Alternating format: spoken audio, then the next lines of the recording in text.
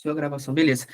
Então, assim, ó, por que que é importante, tá? Então, as empresas hoje, as empresas financeiras, né, os bancos, as corretoras, elas exigem a certificação financeira para poder estar ingressando na instituição, né, na organização. Então, seja ela CPA 10, CPA 20, a CEA, ou demais certificações, né, a AI, por exemplo, de assessoria de investimentos, enfim, elas mostram não somente, né, que o profissional ele é qualificado, mas eles mostram também, ela mostra também a disciplina, tá? Porque assim, na minha opinião, tá, as provas da Ambima, elas são uma das difíceis, tá, para se tirar a certificação. Por quê? Porque ela depende única e exclusivamente de você. Porque você vai lá, você paga o exame quando você quer pagar, né? Quando você quer, tá disposto. Depois que você paga, você agenda um dia para você ir, né? E a partir dessa data você começa a estudar, né?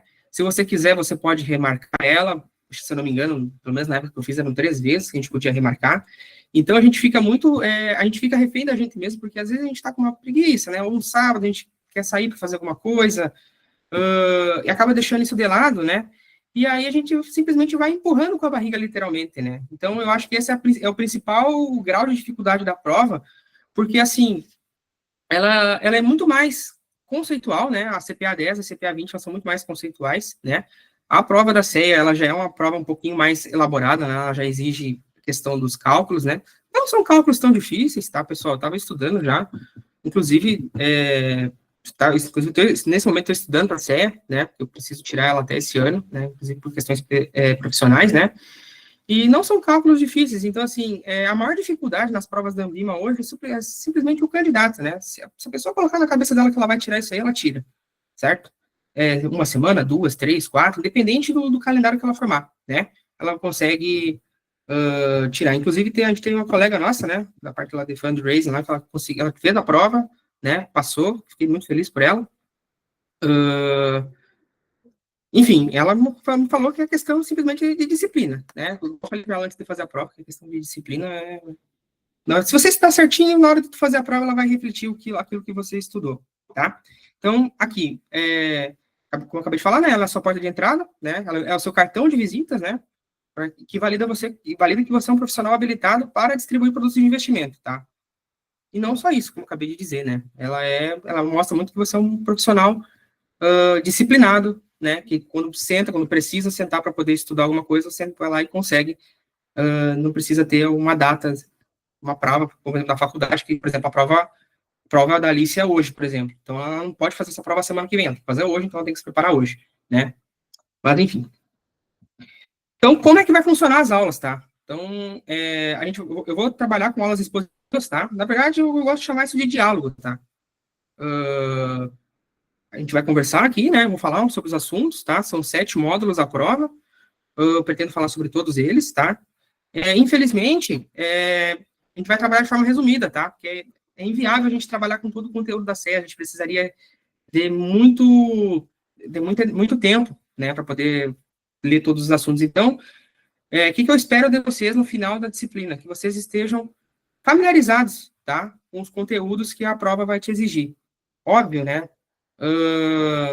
Se você quiser usar essa cadeira, por exemplo, como uma base de estudo, é muito bom, tá? Mas, infelizmente, ela não serve para poder passar na prova de primeira, né? Tem que continuar estudando por fora, tá? Então, esse material que eu peguei aqui, o material que eu peguei da Top Invest, tá? Foi onde eu consegui tirar a CPA 10 e a CPA 20, tá? É um material de excelente. Então, onde eu tiro ali as referências, se não tiver alguma referência, alguma foto, alguma coisa assim, é de lá que eu tirei, tá?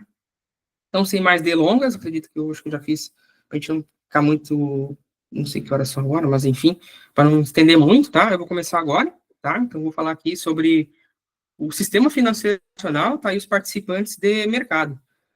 Lembrando, tá? Se quiserem fazer perguntas, comentários, sugestões, podem abrir o microfone e falar, tá? Bem tranquilo. Não sei se está aparecendo aqui o meu cursor. Acho que agora está aparecendo. Pelo menos para mim aqui aparece. Então, o que é o Sistema Financeiro Nacional, tá, pessoal? Então, eu peguei aqui a definição, tá, do Banco Central. Opa, Pedro, tá? posso te incomodar rapidinho? Oi.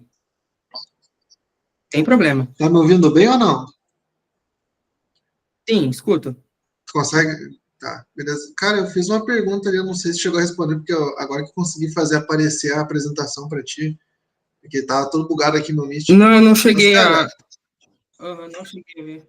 Aham, pode falar, bem só tranquilo. para ver, tu acha que vale a pena fazer a SEA direto sem tirar a CP20 ou CP10 antes, ou tu acha que é muito difícil? Então, assim, ó, boa pergunta, tá? Assim, ó, depende muito do anseio profissional da pessoa, tá? Por exemplo, se a pessoa quer trabalhar no banco, por exemplo, tá? Hoje, eles dão preferência por profissionais que já tenham a certificação CPA 20, tá?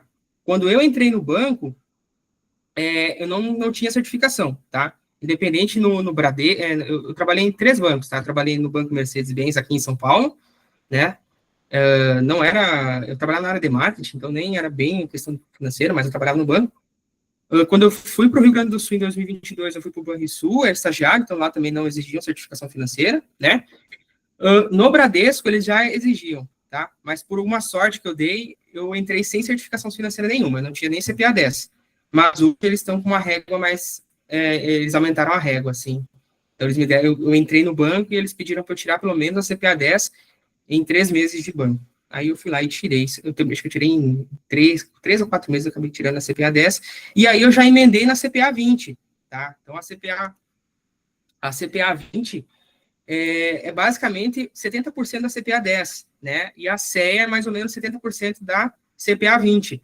Então, assim, se tu quer fazer, se você se você tem anseios, por exemplo, se tu acha que é mais cauteloso, quiser fazer a 10, depois fazer a 20, depois a CEA, não tem problema. Se tu quiser fazer a CEA direto também, não tem problema nenhum, né? Não tem pré-requisito. E isso até o final de 2025, tá? A partir de 2026, a Anbima ela vai transformar as provas, né? Acredito que algum de vocês já saibam, tá? 2026, as certificações vão mudar, então, né, esse também é um dos motivos, né, do porquê eu já estou correndo para poder fazer logo a CEA de uma vez, porque a tendência da prova ficar não é difícil, mas ela vai exigir mais conteúdos, né, como soft skills, por exemplo, né, coisa que a Ambima não exige hoje, tá? Foi por Então, isso que eu pensei também em assim, fazer direto. assim, se você, assim, se você quiser tirar CPA 20 direto, assim, eu acho que vale a pena, né? A CEA, o salto é um pouquinho mais, é um salto um pouquinho maior, assim, né? Não muita coisa, assim, mas, claro, eu tenho uma colega minha que, por exemplo, ela fez a CPA 10, né? Ela foi fazer a prova da CPA 20, rodou na CPA 20, daí ela se emputeceu, foi lá e fez a CEA direto, passou, aprovou. Né? Ou seja, ela pulou da CPA 10 para a CEA. Tem gente que faz só a CEA, tem gente que faz só a CPA 20. Depende muito, sabe? Para ti ser promovido no banco hoje, tu precisa de CPA 20. Ainda não tem a exigência da CEA, ainda, né?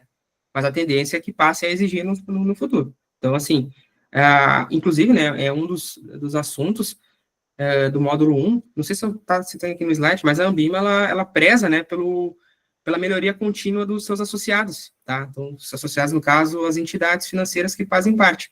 Então, ela quer sempre que os seus funcionários, ela orienta sempre que as instituições financeiras continuem nesse caminho de se certificar. Certo? Então, beleza. Depois eu vou mandar essa lâmina para vocês. Então, continuando, tá? Deixa eu botar o apontador de novo aqui. Apareceu, beleza.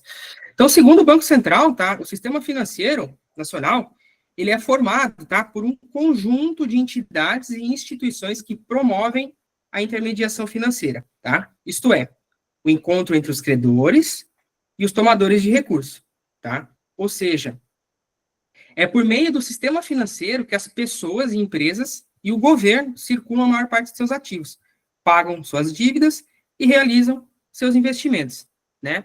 Então, desde aquela moedinha que tu tem guardada no teu armário, até o Pix que você transaciona, até o CDB que você guarda, até o cartão de crédito, né, que você transaciona, está englobado no sistema financeiro nacional, tá? Inclusive, o sistema financeiro nacional nosso, tá, do Brasil aqui, ele é referência no mundo, tá?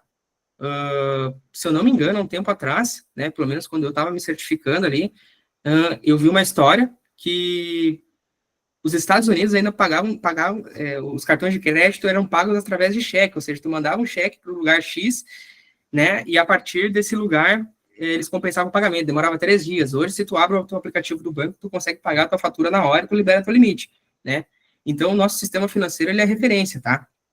Então, ele promove esse encontro, tá? Entre os agentes superavitários, ou seja, as pessoas que têm poupança, tá? Então, vamos supor, a dona Terezinha se aposentou, né? Trabalhou muitos anos na universidade, formou uma boa poupança, vai lá e deposita o dinheiro dela no banco, tá? E tem lá o agente deficitário, o Pedro, por exemplo, tá? Tô precisando de um dinheiro emprestado. O que a gente vai? A gente vai lá no banco, né? Que é o intermediário, pega o dinheiro da dona Terezinha e paga juros para o banco, e o banco paga a dona Terezinha, né? Então, essa diferença é que a gente chama de spread bancário, tá? Então, esse é um conceito. Então, o sistema financeiro nacional como um todo, ele funciona nessa missão, tá? Entre unir pessoas, tá? Os superavitários, os deficitários, pessoas, empresa, o governo, né? É através, por exemplo, de uma compra de um título público federal, né? No sistema financeiro, que a gente consegue comprar pedaços da dívida do governo, tá? Então, o nosso sistema, ele é referência, tá? Então, recapitulando, tá? O sistema financeiro nacional, ele pode ser enxergado, tá? Como a união das instituições que possibilitam a circulação de moeda no Brasil. E o seu papel é garantir que a circulação de moeda ocorra de maneira organizada, fiscalizada e saudável para a economia, tá? Então, essa aqui, tá? É o esquema, a estrutura do sistema financeiro nacional hoje, tá? Então, ele é dividido em 3 grandes ramos, né? Tem aqui o mercado de moeda, de crédito, de capitais e câmbio, que é o mais importante, tá? Em questões de prova. Tem o mercado de seguros privados e o mercado de previdência fechada, tá? Então, a gente tem 3 tipos de órgãos, tá? Nós temos aqui os órgãos normativos, os órgãos supervisores e os órgãos operadores, tá? Geralmente, a gente está aqui embaixo, tá? Nós somos os operadores, tá? No meu caso, por exemplo, sou bancário, trabalho num banco que é supervisionado pelo Banco Central, então eu estou no órgão operador, tá? Então, a gente tem o Conselho Monetário Nacional hoje, né? Ele é formado por 3 cadeiras, né? A cadeira do presidente do Banco Central, o ministro da Fazenda e a ministra do Planejamento, né? Se não me engano, hoje é a Simone Tebet, Fernando Haddad e o Galípolo, né? Se não me engano, o presidente do Banco Central. Eles normatizam, tá? Se vocês... o Conselho Monetário, o Conselho Monetário Nacional, ele é responsável por normatizar o regulamento do mercado de crédito, normatizar não posso dizer, palavras normativas, tá? De uma forma geral. Agora, por exemplo, o Conselho Monetário Nacional é responsável por formular a política fiscal? Por formular, sim. Agora, por executar, verbos executores, fiscalizar, executar, aí são competências dos órgãos supervisores, tá? Então, o Conselho Monetário Nacional é o que manda, tá? Então, o Conselho manda neles. Se vocês quiserem pegar esse macete, pelo menos eu decorei bastante, assim, tá? Então, essa é a estrutura. Então, a gente tem o Conselho Monetário Nacional, tá? Os órgãos supervisores embaixo dele é o Banco Central do Brasil, a CVM, que é a Comissão de Valores Mobiliários, eu vou falar cada um, né, deles. Na parte de seguros aqui, a gente tem o órgão máximo, né, que é o CNSP, que é o Conselho Nacional de Seguros Privados, tá? Ele é responsável por normatizar todas as normas e fiscalizações sobre o mercado de seguros, tá? No caso, a SUSEP aqui, ela é responsável por executar, também vou falar da SUSEP. E a gente tem aqui o mercado da previdência fechada, tá? Que é regulado pelo CNPC, tá? Conselho Nacional de Previdência Complementar, tá? Que no caso é supervisionado pela Previc, tá? Então, falando um pouquinho, tá? Sobre o Banco Central do Brasil, né? Banco Central, o banco dos bancos, tá? Então, o que diz aqui? Que o Banco Central é uma autarquia, tá? Ela foi criada lá pela Lei 4.595, de 1964. Vocês não precisam decorar número de lei, tá? Número de lei, não precisa, tá? Precisa saber que o Banco Central foi criado nessa época da ditadura civil-militar, tá? Então, o Bacen, ele é uma autarquia federal, né? Criada em 64, que dispõe de personalidade jurídica e patrimônios próprios, tá? E aí, isso aqui é muito importante, tá, pessoal? Ó, com a lei complementar lá em 2021, isso aqui no governo Bolsonaro, tá? O Banco Central, ele se tornou independente, tá? isso é bom, isso é ruim, isso aí não nos compete, né? Mas ele tá agora, ele é autônomo, tá? Isso significa que o Bacen, ele tem liberdade para poder, por exemplo, tá? Subir ou reduzir a taxa de juros, tá? Hoje a gente tem uma Selic alta, isso deve ao Banco Central, né? Por que o Banco Central aumentou a Selic? Aumentou porque a inflação está alta, está fora da meta. Então, através dos mecanismos fiscais, tá? Isso a gente vai ver no segundo módulo, no módulo de economia, se faz necessário o aumento dos juros, tá? Para poder segurar a inflação e não acontecer, por exemplo, o que aconteceu na década de 80, tá? 80 e 90 de hiperinflação, tá? Então, foi muito discutido na época, mas hoje o Bacen, ele é independente, tá? Então, o Banco Central se desvinculou do Ministério da Economia, né? Hoje, atual Ministério da Fazenda, né? E possui autonomia técnica, administrativa, operacional e financeira, tá? Então, quais são aí as atribuições do Banco Central? Então, o Bacen tem muitas atribuições, tá? Eu coloquei no PDF da aula ali, todas as atribuições ali que tinha no material ali do Kleber, tá? Então, assim, o Banco Central tem, entre suas atribuições, fiscalizar as instituições financeiras, mas não apenas isso, tá? Então, vamos destacar aqui as atribuições do Banco dos Bancos, tá? Então, ó, qual é a função do Banco Central? Uma delas, emitir papel moeda. Então, com a autonomia que lhe foi conferida lá em 2021, o Banco Central tem autonomia para decidir o quanto emitir de papel moeda, o quanto recolher, manter a economia aquecida ou não, tá? Então, o Banco Central, ele é responsável por emitir a moeda, tá? Por exemplo, o que acontece, por exemplo, se a gente recolher a moeda, né? Tem menos dinheiro na economia, o dinheiro fica mais caro, o juro sobe, né? Ou seja, o custo do crédito sobe, no caso, né? Então, esse é um instrumento de política monetária, por exemplo, que é conferido para o Banco Central, tá? Receber o recolhimento dos compulsórios, tá? Então, por exemplo, ó, quando para um banco funcionar, tá? Ele tem que obrigatoriamente ter uma conta no Banco Central, tá? Então, todo depósito que o banco, por exemplo, tá? Eu vou falar bastante do Bradesco, que é o banco que eu trabalho, tá? Então, vamos supor aí que a taxa de compulsório seja de 20%, tá? Então, todo depósito que o Bradesco receber, por exemplo, eu vou lá e deposito R$100 na minha conta corrente. O que vai acontecer? O Bradesco, ele não pode pegar esses R$100 e emprestar os R$100 para o Joãozinho, tá? Ele tem que pegar 20%, ou seja, R$20 e depositar no Banco Central. Isso ajuda a evitar crise, tá? Por exemplo, se a moeda começar a circular muito rápido, a gente pode ter uma superinflação, tá? O dinheiro valendo cada vez menos, tá? Realizar operações de redesconto bancário, tá? Para mim, essa aqui é uma das atribuições mais importantes, tá? Do Banco Central. Tem uma instrução normativa, né? Que os bancos, eles não podem fechar o dia com menos dinheiro que eles começaram. Então, se o Bradesco começou com R$1 milhão, ele tem que terminar com R$1 milhão.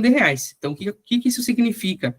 O banco, ele tem que captar mais recurso do que emprestar. Então, assim, ele não pode emprestar mais daquilo que ele captou, né? Isso também é questão de política monetária, é a velocidade da moeda. Por quê? Porque o banco, ele tem a função de multiplicador na economia, tá? Isso também é um assunto futuro. Então, quando o Banco Central ele realiza uma operação de redesconto, ele concede, tá, crédito de curto prazo para as instituições financeiras. Então, se eu sou o Bradesco, eu tenho 1 milhão no meu caixa, emprestei 1.500.000, eu vou ter que ir no Banco Central e pedir 500 mil emprestado para poder fechar o meu caixa, né? Os bancos, às vezes, eles recorrem para o Banco Central quando é a última instância, tá?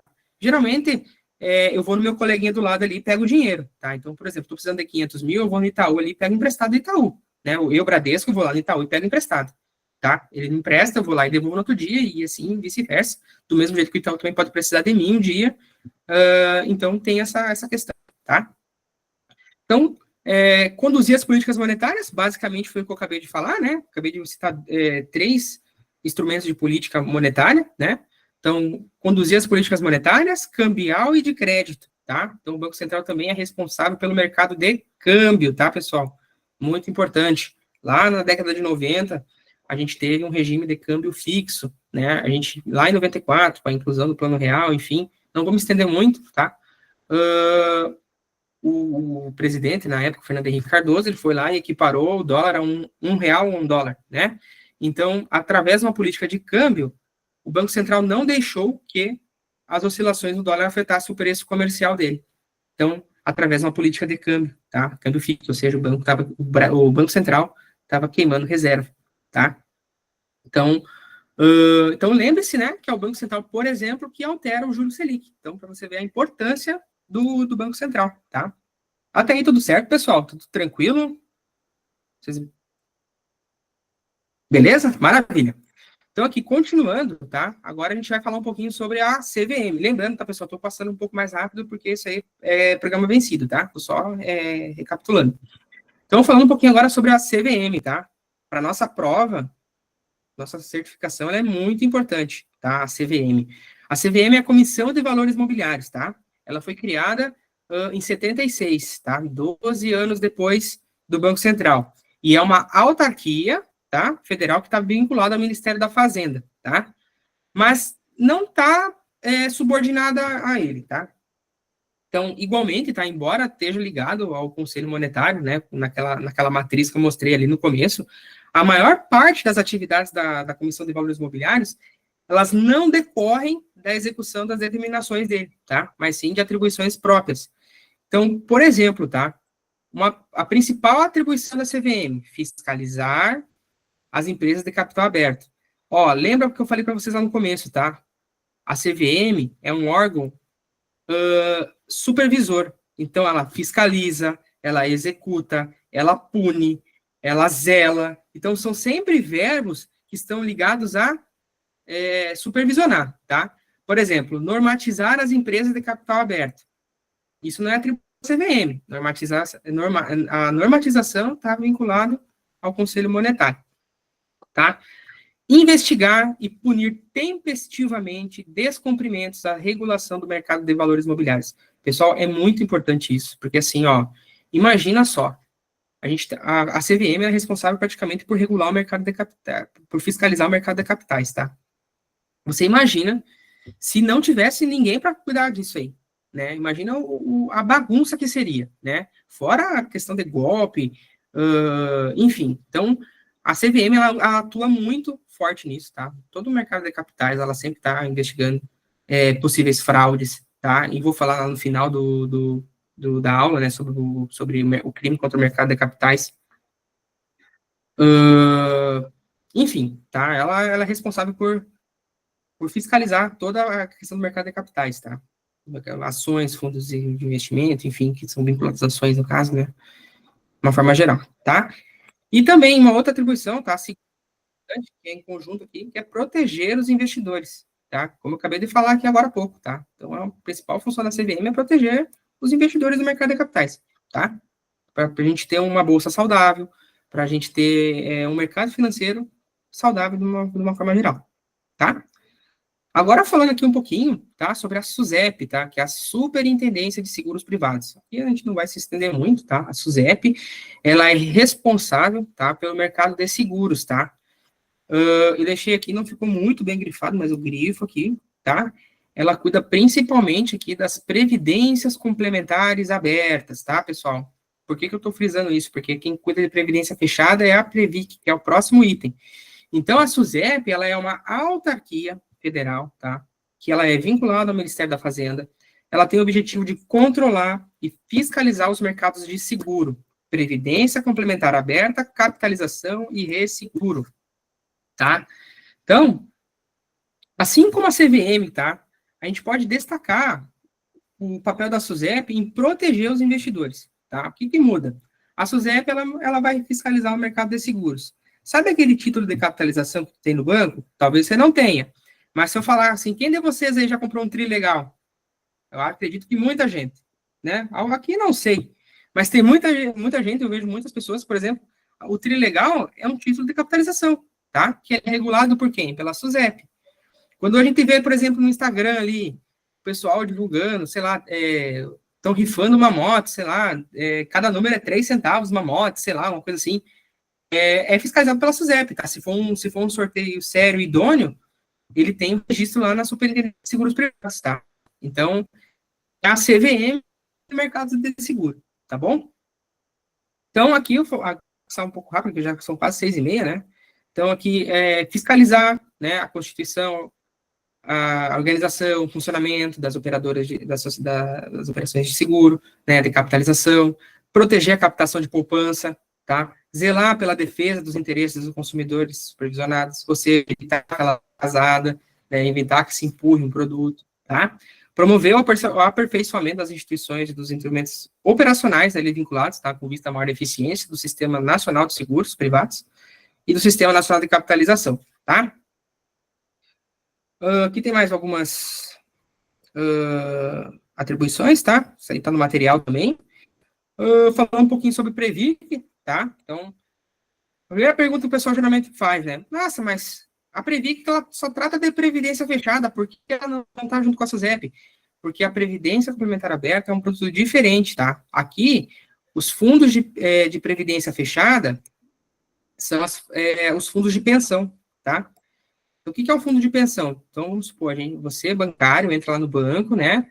E aí você vai trabalhar, né? Você vai começar a trabalhar ali. O que vai acontecer? O banco, ele pode muitas vezes fazer um fundo de pensão para ti. O que significa? Todo mês, tu tem lá o teu ordenado, tu ganha R$1.000 por mês. O que o banco faz? Ele vai lá, pega um dinheirinho seu, pega 4%, no meu caso é 4%, coloca mais 5% e coloca um fundo de previdência fechada, tá? Quando você tiver lá X anos, quando você se aposentar, você tem direito a resgatar esse valor ou transformar numa renda vital, uma renda vitalícia. Isso a gente vai falar melhor no modo de previdência. Então, quem controla isso é a Previc, tá? É um produto diferente da Previdência Complementar Aberta, tá? Porque a Previdência Aberta é considerada um seguro e a Previdência Fechada é considerada um fundo de pensão, tá? E aqui a gente tem algumas de suas atribuições, tá? Eu vou deixar aqui, depois eu mando a lâmina para vocês. As atribuições. Então, beleza. Agora a gente entra numa parte interessante da aula, tá? Eu vou falar um pouquinho sobre o que são as instituições financeiras, tá? Tem uma grande diferença entre... olha, para virar um banco, assim, é um rolê muito louco, né? Não é simplesmente, o Nubank virou banco, né? Esse é o próximo exemplo que eu vou falar. Então, eu vou falar um pouquinho sobre o que são, né, as instituições financeiras, né, que são já na parte dos operadores aqui do nosso sistema financeiro nacional. Então, uma instituição financeira, ela é especializada, tá, em intermediar o dinheiro entre os poupadores e aqueles que precisam de empréstimos, tá? Além de custodiar, além de guardar, tá, o dinheiro dessas pessoas, tá? Ele providencia serviços financeiros para os clientes, saques, empréstimos, investimentos, tá? Então, o saque é um serviço, tá? Para quem não sabe. Então, os bancos, eles fornecem talão de cheque, enfim, para poder fidelizar o cliente, né? Esse é um dos tipos de serviço que um banco oferece, tá? Que uma instituição financeira oferece, né? Nem toda instituição financeira é banco, né? Isso que eu vou falar agora para vocês. Então, começando, vou falar aqui sobre o mais famoso, tá? É uma instituição de pagamento. O que é uma instituição de pagamento, tal? É para vocês colocarem na cabeça aí o Nubank. O Nubank é uma instituição de pagamento hoje, tá? Vamos pegar o Nubank há 5 anos atrás, tá? Não tinha nenhum tipo de produto, era simplesmente a conta, tá? Então, uma instituição de pagamento, tá? É uma empresa que ela é autorizada pelo Banco Central, tá? A prestar serviços de pagamento, obviamente, né? Transferências de recursos, emissão de cartões e gestão de contas de pagamento, tá? Além de execução de transações eletrônicas. Bem dizer, o Nubank era isso até 5 anos atrás, né? Tu conseguia abrir uma conta, né? Uma conta ali, que tu abria uma conta de pagamento, diferente de uma conta corrente, tá? Que é o próximo tópico.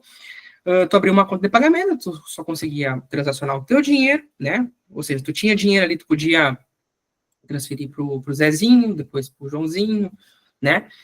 E tu tinha o cartão de crédito, né? Então, o Nubank é uma fintech, tá?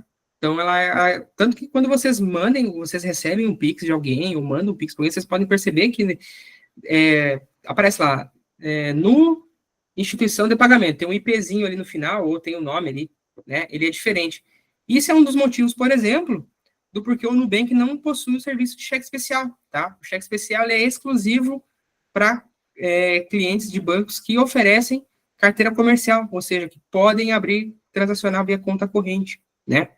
O Nubank, por exemplo, ele empresta dinheiro, mas, teoricamente, né, uma instituição de pagamento pura não poderia, né? Hoje, o Nubank se classifica como uma instituição financeira de pagamento, né, que é uma classificação diferente dessa,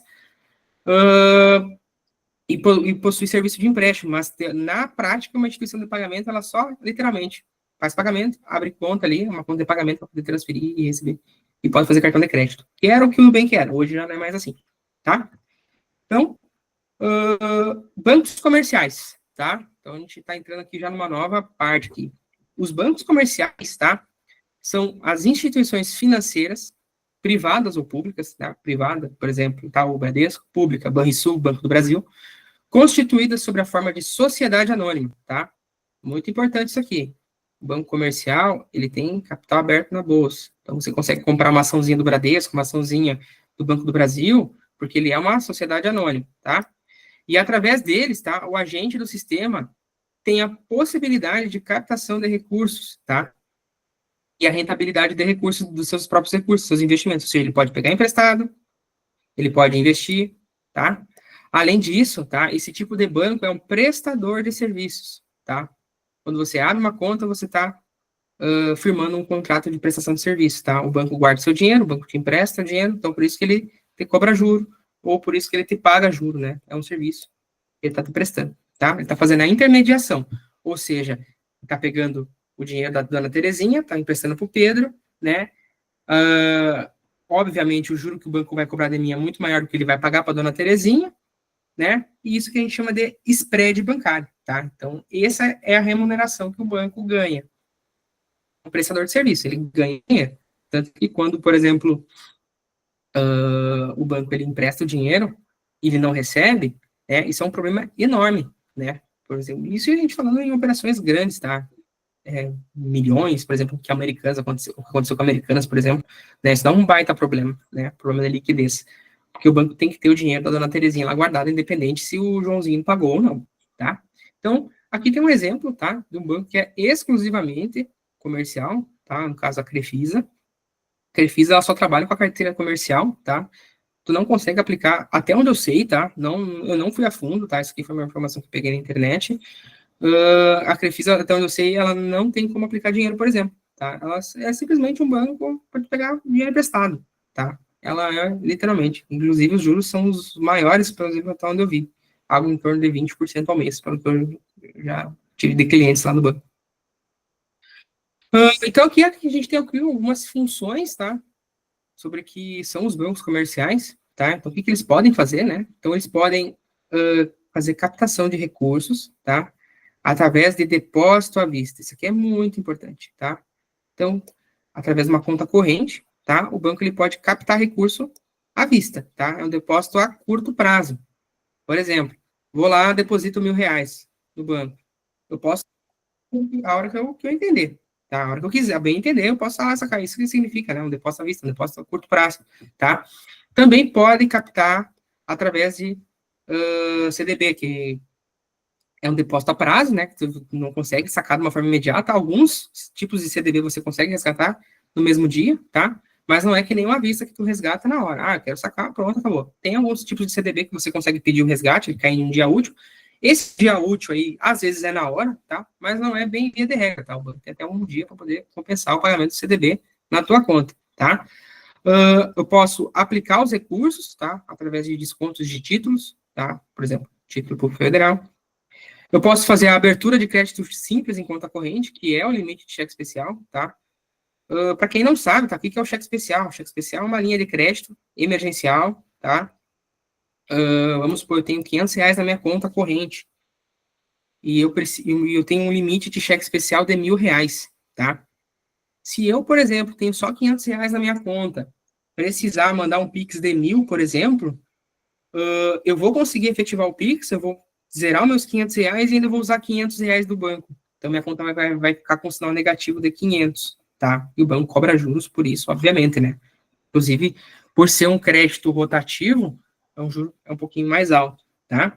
Operações de crédito rural, tá? Câmbio e comércio internacional. Operação de crédito rural, principalmente para quem mora no interior, assim, né?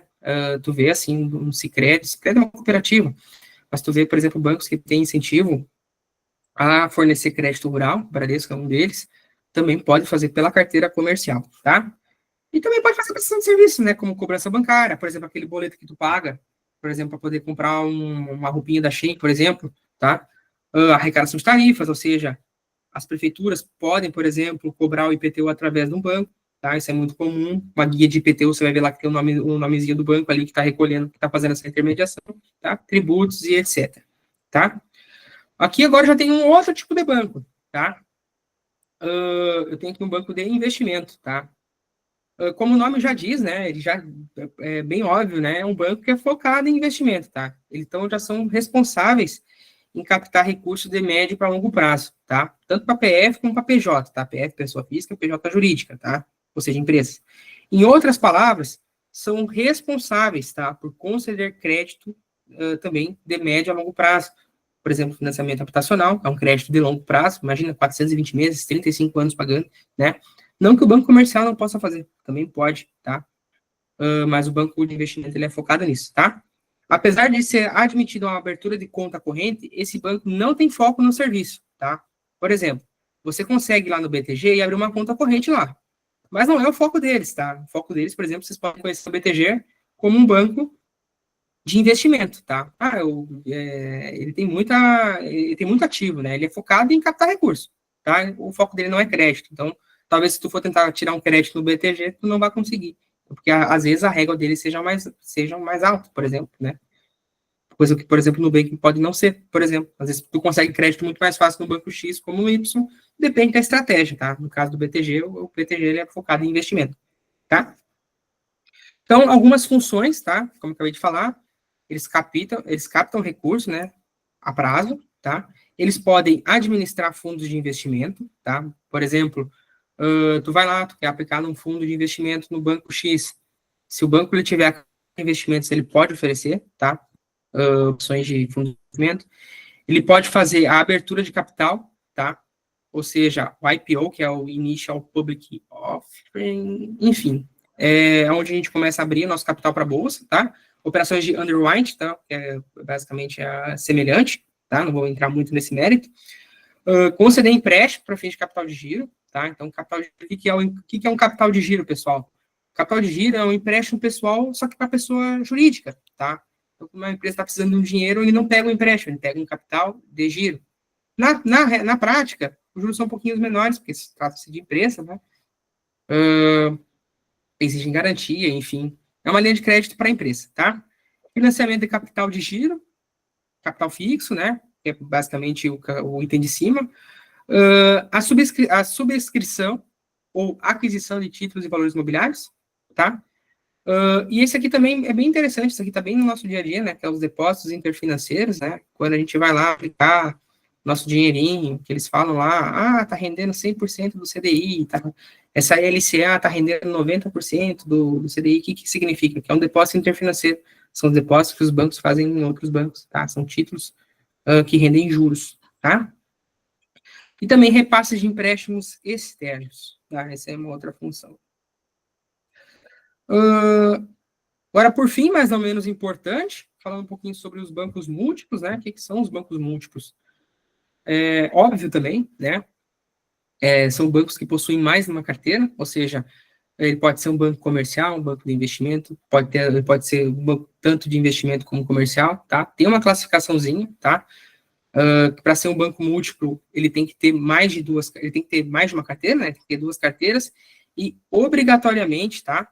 Uma dessas carteiras tem que ser ou a comercial ou a de investimentos, tá? Existem outros tipos de carteiras de instituições financeiras, por exemplo, existem a carteira de leasing, a carteira de arrendamento mercantil, né? Que é a parte de financiamento, né?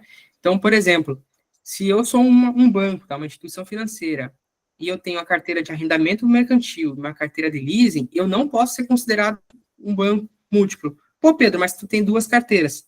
Mas uma dessas carteiras, ela não é a comercial ou a de investimento.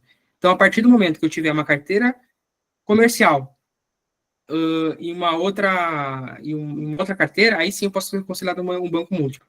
Um banco, por exemplo, comercial de investimento é um banco múltiplo? Sim, tem uma das carteiras, então beleza. Então, para ser um banco múltiplo, tem que ter duas carteiras, tá? Tem que ter duas carteiras, sendo elas, tem que ter duas, né, ou mais carteiras, sendo elas uma tem que ser comercial de investimento, ou as duas, tá?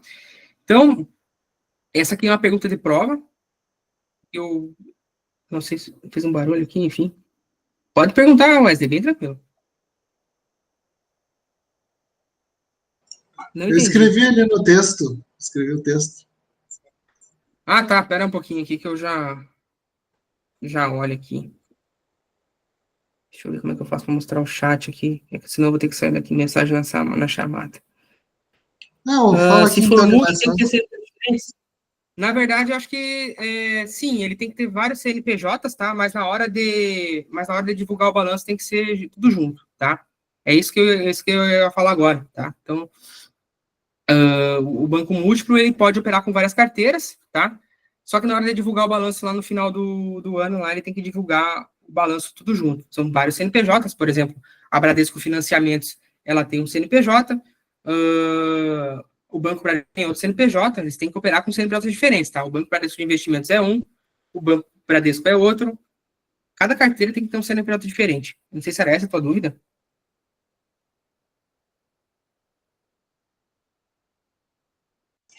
Era essa aí, sim. Aham. Então, beleza. Imagina se cada um tivesse que publicar um balanço separado, a gente estava lascado, né? Eles estavam lascados, né? Imagina. Então, como seria, né, a contabilidade desses bancos na hora de divulgar o balanço, tá? O resultado. Então, em 88, né, através dessa instrução normativa aqui do Conselho Monetário Nacional, foi autorizada a criação de um banco múltiplo, tá? E basicamente, o banco múltiplo é um banco que vai operar, como o nome sugere, tá? Com várias carteiras. Uma dessas carteiras, obrigatoriamente, ser comercial ou de investimento, como eu acabei de falar para vocês, tá? E esse tipo de banco dispõe da carteira comercial. Desculpa, o banco que dispor da carteira comercial, por sua vez, pode captar os depósitos à vista, que é o caso dos bancões, né? Você vai lá, abre a conta no banco, tu pode depositar. Então, ele funciona obrigatoriamente. O banco que tiver carteira comercial, ele obrigatoriamente tem que aceitar correntistas, tá? Então, de todo modo, qualquer banco múltiplo deve conter na sua denominação a expressão banco. Então, Banco Itaú, Banrisul, que é o Banco do Estado do Rio Grande do Sul, Banco Alfa de Investimento, por exemplo, eles têm ali a denominação banco na frente, porque são bancos múltiplos. Por exemplo, a Nubank não seria, por exemplo, porque não é Banco Nubank, por exemplo, né? A gente consegue já fazer essa distinção. Então, agora, né, que a gente já viu que um banco possui várias modalidades, tá, de operação, eu pergunto para vocês, tá? Isso aqui foi o que eu acabei de falar, né, praticamente. Dupliquei esse slide. Deixa eu passar para o próximo já, então. Que é para falar um pouquinho, né? Então, a gente terminou agora essa parte aí da estrutura do sistema financeiro e os participantes, tá? Vou falar um pouquinho sobre lavagem de dinheiro, tá? O que é lavar dinheiro? Pegar o dinheiro e jogar na máquina? Pode falar. Não sei quem levantou a mão, não consigo ver. Foi mal, apertei errado aqui, desculpa. Não, tranquilo. O que é lavagem de dinheiro? É pegar o dinheiro, jogar na máquina e lavar ele e sair limpo? Não, pessoal. Isso obviamente, tá? Isso é uma linguagem culta, né? Culta não, uma linguagem coloquial, né? O que significa lavagem de dinheiro? É a gente pegar um dinheiro que é proveniente, tá? De uma atividade ilícita. É verdade, eu também achava. Então, assim, a lavagem de dinheiro, o que é, tá? Eu pego um dinheiro proveniente de uma atividade ilícita e eu transformo ele numa atividade lícita, tá? Um dinheiro com uma origem lícita, tá? E existem algumas fases que eu vou falar para vocês. Então, não sei se é alguém que já assistiu Breaking Bad, tá? Para quem não, vou fazer um resumo rápido, porque eu acho que basicamente vocês vão entender o que seria, tá? O Walter White, ele é o personagem principal, né? Ele é um professor que começa, por N motivos, começa a fabricar metanfetamina, que é uma droga legal, né? E aí ele vendia essa droga, tá? Ele recebia esse dinheiro. Só que ele não podia simplesmente pegar esse dinheiro e depositar na conta dele. Por quê? Porque ele teria que dar origem no recurso, da onde que ele conseguiu esse dinheiro, tá? Então, em termos simples, a lavagem de dinheiro, ela corresponde, tá? À prática pela qual se insere na economia formal, tá? recursos decorrentes de atividades ilícitas, tá? Por meio da ocultação ou dissimulação de sua verdadeira origem, tá? Em sua forma mais recorrente, portanto, a lavagem de dinheiro envolve 3 etapas, tá? Que é o que eu vou falar agora. Então, assim, ó, a partir do momento eu recebi um dinheiro, tá? De origem ilícita, por exemplo, roubo, roubei alguém, produzi drogas, por exemplo, que é uma atividade ilícita, trouxe dinheiro de outro lugar e não quis declarar, eu preciso inserir ele de forma legal na economia, isso se chama lavar dinheiro, isso é um crime, inclusive a multa dele pode chegar até 20 milhões de reais, tá? Além de detenção, tá? Se eu não me engano, 2 anos, eu acho, enfim. Enfim, tá? É um assunto sério, tá? Lavagem de dinheiro. Vocês podem, por exemplo, pegar esse assunto, Lava Jato, por exemplo, tá? Para quem acompanha o caso da Lava Jato, praticamente, é basicamente um case aí, né? De lavagem de dinheiro. Ou, né? O próprio Breaking Bad, por exemplo, mostra bem essa situação, né? Onde o cara ele tem esse baita problema de ter que transformar um dinheiro sujo num dinheiro limpo. Ou seja, ele poder dizer que ele ganhou esse dinheiro de forma legal, né? No caso, ele era professor, ganhava, sei lá, quantos mil reais por mês. Do nada, ele ganhou um dinheiro que só ganharia se ele tivesse acertado na loteria, né? Enfim, então o enredo fico de recomendação para vocês. Pelo que sei, o tráfico ultimamente tem sido muito... também, é verdade. Enfim, existem N formas, né, de lavar dinheiro hoje, né? E aí, a gente tem o COAF, né, que é o Controle de Operações de Atividades Financeiras, que ele é responsável por fazer a fiscalização, né, e fazer as investigações para poder detectar lavagem de dinheiro, tá?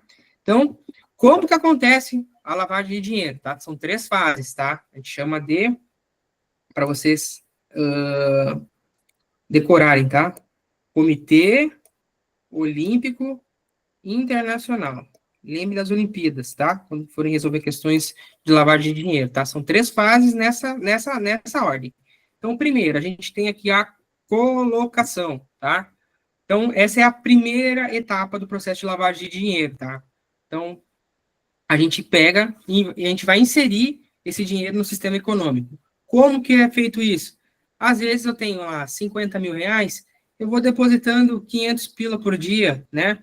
Essa é a parte de colocar, né? A colocação se efetua por meio de depósitos, compras de instrumentos negociáveis ou compra de bens, tá? Para dificultar a identificação da procedência do dinheiro, tá?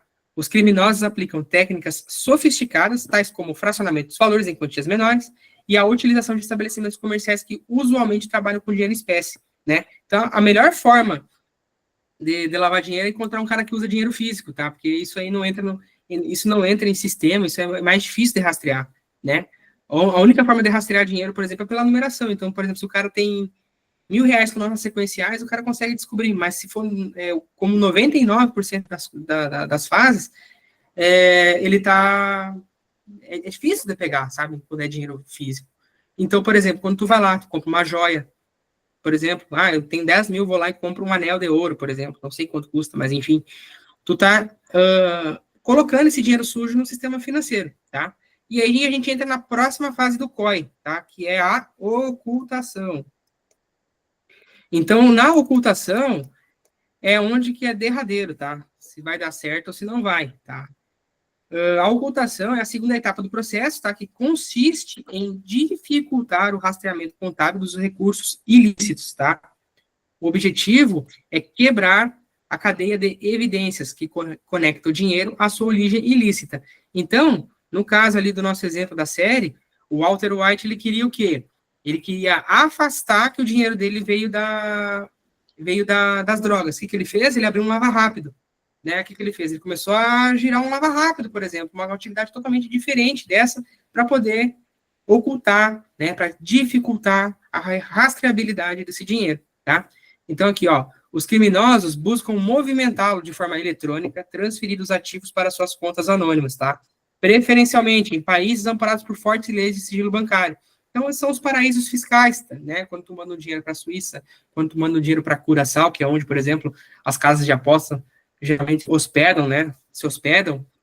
Por quê? Porque lá, por ser um país soberano, eles têm as próprias leis, então eles não quebram o sigilo bancário. Então, geralmente, quem lava dinheiro, manda dinheiro para fora, tem a opção de procurar países que são amparados, tá, por fortes leis de sigilo bancário, né, que não vai receber, que não que vai dificultar, né, impossibilitar, não digo, mas que vai dificultar a origem dos recursos, tá? Então, a gente chega na última fase do COI, tá, que é a integração. Então, nessa última etapa, os ativos são incorporados formalmente ao sistema econômico, tá? Então, vamos lá.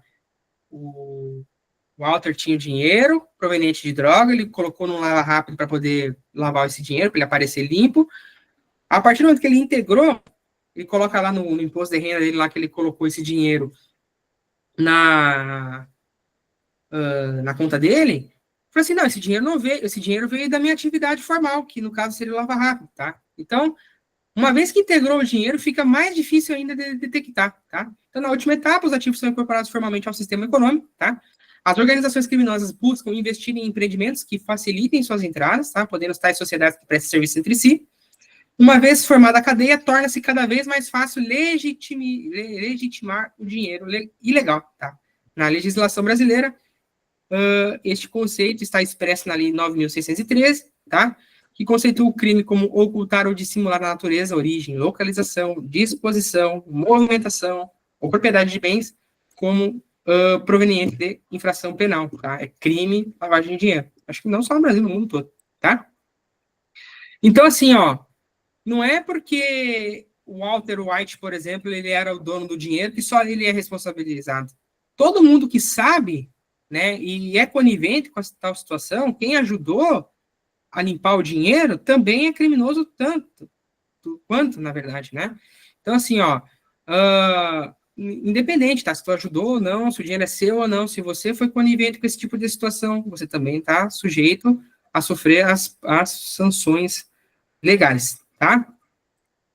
Então, aqui tem um resumo, né? Falando aqui do COAF, que é o Conselho, não é Centro, é Conselho de Controle de Atividades Financeiras, tá? Esse é a inteligência, o COAF, se não me engano, é vinculado ao Banco Central, né? Para poder identificar lavagem de dinheiro. Tá? Existem algumas regras, por exemplo, você não pode depositar mais de R$ 2.000 sem identificar, você não pode sacar mais de R$ 50.000 sem avisar previamente, né, o porquê está sacando, né, enfim, são várias regras, né, que o COAF estabelece de forma a dificultar a lavagem de dinheiro, tá? Então, aqui eu tenho uma perguntinha para vocês aqui, vamos ver se vocês prestaram atenção no que eu falei, dá uns 2 minutinhos para vocês responderem para mim. É correto falar sobre a lavagem de dinheiro, então, uma questão sobre lavagem de dinheiro. Tem 4 alternativas, tá? A empresa faz uma série de operações que caracterizam indícios de busca por facilidades fiscais respondem pelo crime de lavagem de dinheiro. Letra B. Quem utiliza dinheiro proveniente de lavagem de dinheiro está sujeito à mesma penalidade de quem cometeu o crime. Quem utiliza na atividade econômica dinheiro que sabe ser proveniente de lavagem de dinheiro está sujeito a uma penalidade menor de quem lava dinheiro. Só está sujeito à lei de crime de lavagem de dinheiro aquele que comprovadamente usufruiu dos bens provenientes da lavagem que fez. Quem é que responde? Valendo 1 ponto. Letra B? Será? Tá.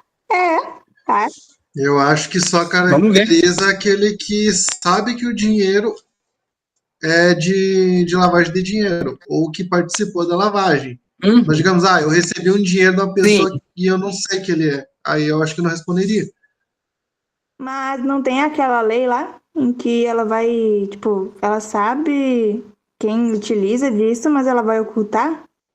Não, se a pessoa sabe e está ocultando por vontade própria, ela responde igualmente. Mas, digamos, eu sou um comerciante que recebeu o dinheiro de lavagem e não sei que é de lavagem. Eu não vou responder por isso, porque eu não sei de onde veio aquele dinheiro. Para mim é um dinheiro qualquer. Creio que seria isso, né? Exatamente. Né? A gente não pode ser responsável. Se a gente receber um dinheiro proveniente de lavagem de dinheiro, por exemplo, tá?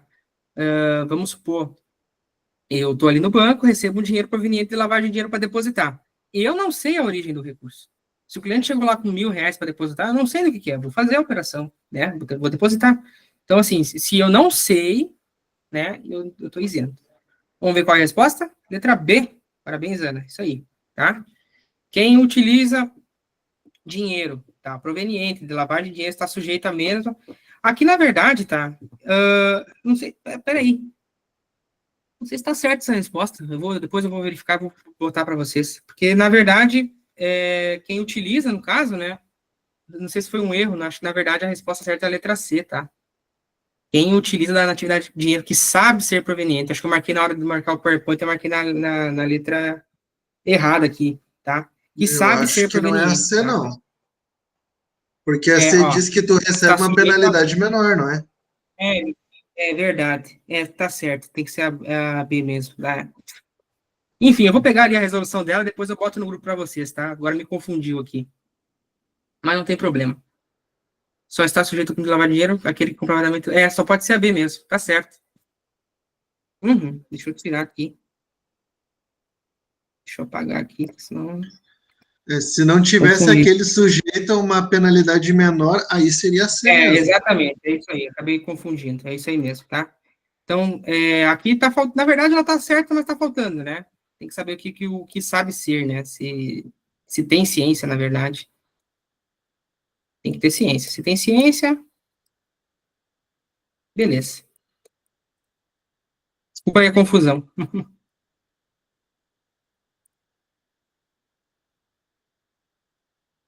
Se tem ciência aqui, beleza. Certo? Então, agora falando um pouquinho, tá? Sobre os crimes contra o mercado de capitais, tá? Vou falar sobre 2, que são os principais, que caem em prova. O que são, né? Os crimes aí contra o mercado de capitais, tá? Então, realizar operações, tá? Simuladas ou executar manobras fraudulentas, tá? Que visam elevar, manter ou baixar cotações dos ativos, tá? De um valor imobiliário, com o fim de obter vantagem, tá? Então, eu vou dar 2 exemplos aqui, vocês vão entender bem, tá? Tem aqui a pena, tá? De 1 a 8 anos. E a pena, ela pode ser até 3 vezes, tá? O valor da vantagem que o cara obteve, no caso. Então, vou falar primeiro sobre front running, tá? Isso aqui cai, cara, toda prova cai isso aqui. Não tem uma prova, acho que não cai isso aqui, tá? Que é o tal do correr na frente. Então, o que é o front running, tá? Vamos supor. Não tem problema, Júlia. Bem tranquilo, tá? A aula começou um pouquinho atrasada hoje, por isso que eu tô correndo aqui para terminar. Não tem problema. Então, assim, ó. O que é o front running, tá, pessoal? É aquela... vamos supor, tá? Eu sou assessor financeiro do velho da van, tá? E aí o velho da van chega em mim e fala assim o seguinte, Pedro, eu tô pensando em comprar 100 milhões de reais em ações da Taesa, tá? Eu gosto do mercado de elétricas e tudo mais, então eu vou comprar 100 milhões, tá? Então eu tenho essa informação. O que eu vou lá e faço? Eu vou lá e compro ações da Taesa sabendo dessa informação. Por quê? A partir do momento que o velho da van executar a ordem, tá, e comprar 100 milhões de reais em ações da Taesa, o preço do ativo vai subir. Ele vai subir de tal forma, porque que acontece, né? Lei da oferta e da demanda na economia. Quando existe excesso de demanda, é normal que o preço suba, né?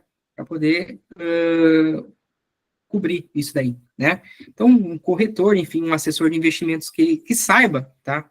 Dessa operação e vá lá e compre antes para poder, por exemplo, vender, no caso da sequência, ele está sujeito ao crime de front running, tá? Ele vai ser julgado, se for pego, né? Por ter comprado ações antes. Então, é aquele cara que, por exemplo, vamos supor, tá? O preço do ativo, eu não sei quanto tá a Taesa, acho que era uns R$9, mais ou menos. Então, vamos supor que o cara vai lá, sabendo disso aí, vai lá e compre 100 mil reais em ações da Taesa, sabendo dessa transação. Ele comprou a R$9, né? Aí depois dessa transação do velho da van, a ação vai para 11 reais, essa diferença positiva de R$2, aí o corretor vai lá e executa a venda. Ou seja, de 9 para 11, ele ganhou quanto aí, né? não vou perder tempo fazendo conta, mas o cara ganhou R$2 em cada ação, né? Então, multiplicado pelo número de ações que ele comprou, dá um valor gigantesco, né? Então, assim, ele obteve vantagem, tá? Ele lesou o princípio ali da assimetria informacional, tá? Para quem economia, na parte de microeconomia ali, tem ali a parte de assimetria informacional, né? Que fala mais sobre isso aí, né?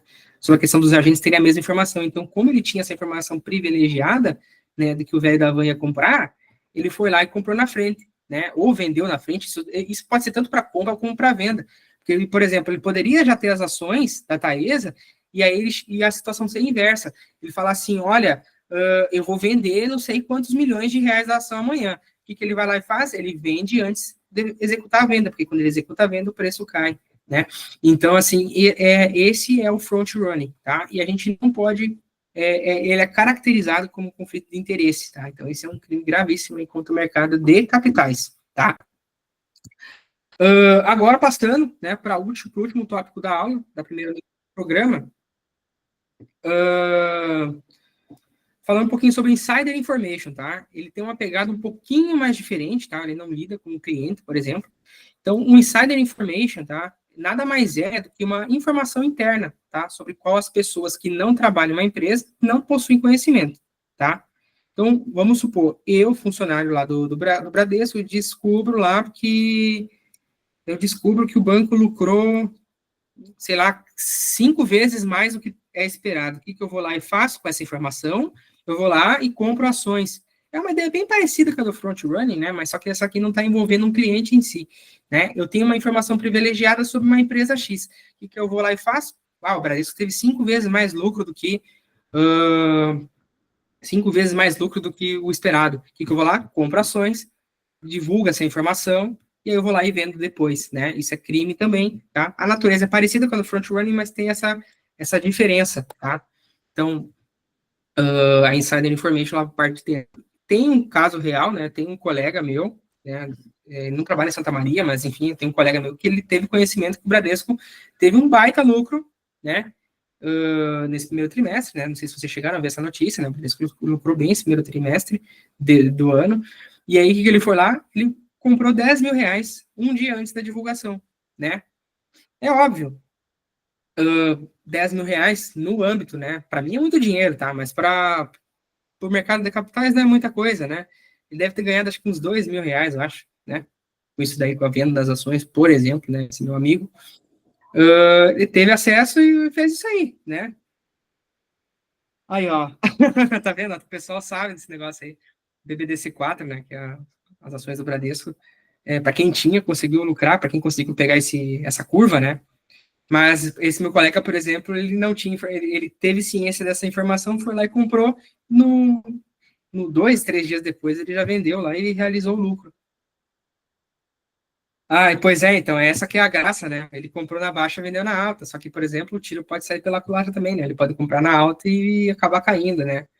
E aí não tem problema, né? Pelo ponto de vista legal, tá? Então, essa é a diferença, tá? O front running é aquele cara que ele usa de uma informação que ele sabe de um cliente dele para poder correr na frente, e a insider information é quando eu tenho informação de uma empresa e eu uso dessa informação para poder obter vantagem, tá? Pois é verdade. Pois foi mais ou menos, foi essa curva, né? É bom a gente ter esses exemplos aí, mostra que essas coisas realmente acontecem. Não estou falando, imagina, que capaz, né? Mas, por exemplo, se meu colega trabalha no banco, teoricamente ele não poderia ter feito. Pode falar, Wesley, bem tranquilo. O pessoal que faz investment banking ali, quando eles estão fazendo a IPO de alguma empresa, se eles acabarem usando dessas informações, eles são penalizados como insider ou como front? Nesse caso, é como um insider, tá? Porque ele está representando a empresa, no caso, né? Não é no caso é a empresa, tá? O front running é basicamente Tu não tem vínculo você só no cliente, exato. Tu não tem vínculo no caso, né? Exatamente. Isso, então. Aí eu peguei aqui espero que essa questão não tenha confusão, né? Tem mais uma questãozinha aqui para a gente treinar. O indivíduo dá ordens para uma corretora comprar determinadas ações, tá? O profissional que o atende, sabendo dessa informação, compra essas ações para ele próprio, antes de comprar para o cliente. O profissional teve uma atitude de... Babinha, hein, pessoal?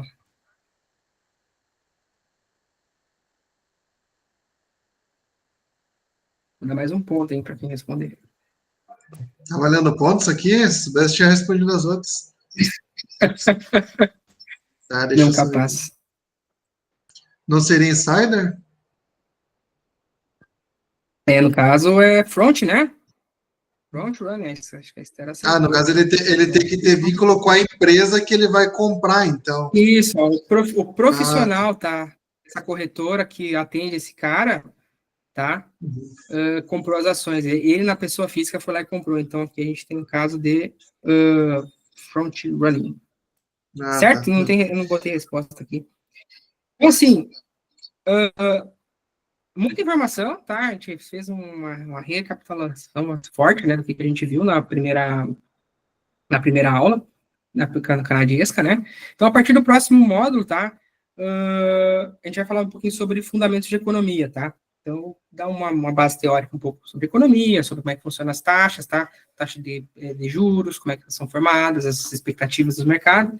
E a nossa primeira aula presencial, pessoal, pelo que eu vi no calendário que eu montei provisório ali, tá para 13/6, tá? O que a gente vai fazer nessa aula? A gente vai treinar muita continha, tá? Porque às vezes por chamada, assim, às vezes fica um pouquinho difícil. Você vai calcular as tabelas saque, price. Eu espero que, tá? Se tiverem alguma crítica, alguma sugestão, tá? Eu fico totalmente aberto, se quiserem me chamar no WhatsApp, eu tô ali no grupo, tá? Obrigado pela atenção de vocês, tá? Espero que tenha agregado um pouco na vida de vocês essa aula hoje. E vamos tocar a ficha, tá? Semana que vem, sexta-feira, eu acho que eu vou estar viajando, mas eu combino com o dia da aula, tá? Eu não sei se eu te gravo, mas enfim, isso eu vou deixar para vocês. Certinho, então? Agradeço vocês aí, tá? Para quem vai jantar ainda,